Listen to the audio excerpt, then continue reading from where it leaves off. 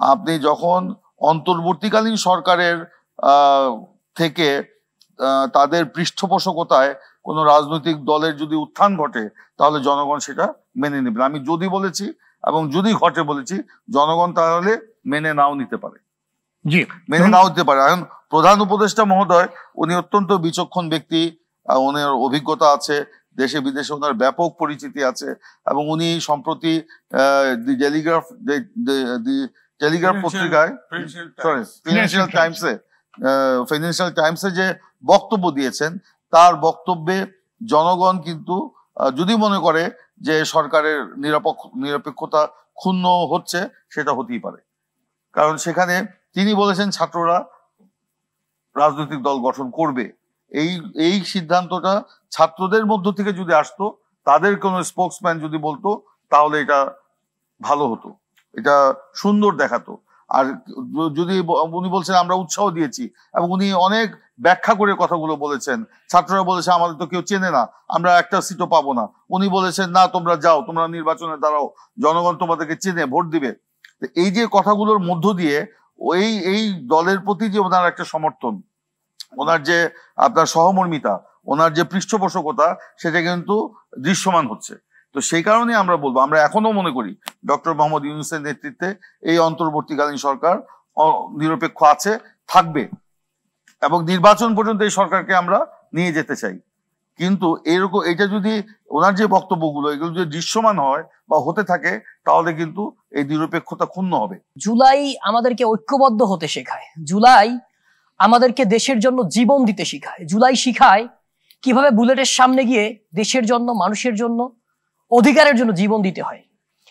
এখন জুলাই অভ্যুত্থানের আগের চিত্র যদি আপনি দেখেন, যে বর্তমান বাংলাদেশের যে এক্সিস্টিং রাজনৈতিক দলগুলো আছে বা যে শক্তিগুলো আছে, তরুণ ছাত্র সমাজ যারাই আছে, আমরা কিন্তু সবাই মজলুমের কাতারে ছিলাম। সেই মজলুম দলগুলোর মধ্যে বা মজলুম যারা পক্ষগুলো ছিল, তাদের যদি ঐক্য বিনষ্ট হয়, তাহলে এ জাতি, এদেশ পথ হারাবে।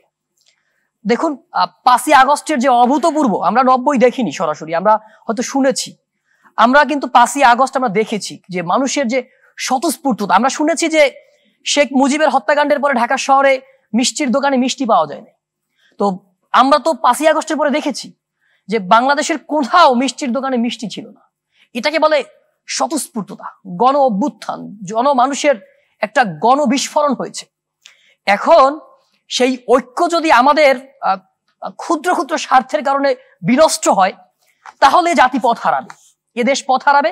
দেখুন গত 54 বছরে যে রাজনৈতিক দলগুলো এই বাংলাদেশকে পরিচালনা করেছে, তারা যদি সঠিকভাবে পরিচালনা করতে পারত, তাহলে 71-এর পরে এসে 75-এর যে ঘটনা, পরবর্তী 90-এ যে জীবন দেওয়া, এরপরে 111-এর ঘটনা, এরপরে 18 সালের একটা আন্দোলন হলো, এবং সর্বশেষ জুলাই অভ্যুত্থানে আমাদেরকে যে 2000 মানুষকে জীবন দিতে হয়েছে। তো এই জীবন দেওয়ার মধ্য দিয়ে আমাদের একটা লার্নিং হচ্ছে যে এটাই হয়তো সর্বশেষ রক্ত দেওয়া। আমরা জাতিকে এমন একটা জায়গায় রেখে যেতে চাই এই অভ্যুত্থানের মধ্য দিয়ে, কারণ এখানে আমরা যারাই আছি, এই অভ্যুত্থানে আমাদের যে কারো জীবন যেতে পারতো। ইভেন আমি যদি বলি 5ই আগস্ট সকালবেলা আমি যাত্রাবাড়িতে ছিলাম, আমার নিজের চোখের সামনে মানুষের লাশ পড়তেছিল, তখন সেখানে আমিও থাকতে পারতাম, ওই গুলিতে আমিও থাকতে পারতাম। আমি নিজের হাতে মানুষের মাথার মগজ নিজের হাতে ধরে আমি ফেসবুকে লাইভ করেছি এবং কান্না করেছি, মানুষকে দেখিয়েছি যে একটা মানুষও আর ঘরে বসে থাকবেন না। 5 তারিখ সকালবেলা আমি ফেসবুকে লাইভ করে আমি তওবা পড়ে মানুষের কাছে মাফ চেয়ে এরপরে এসছি যে হয় শহীদ হব, না হয় গাজীর ভেসে আমরা ফিরে আসব।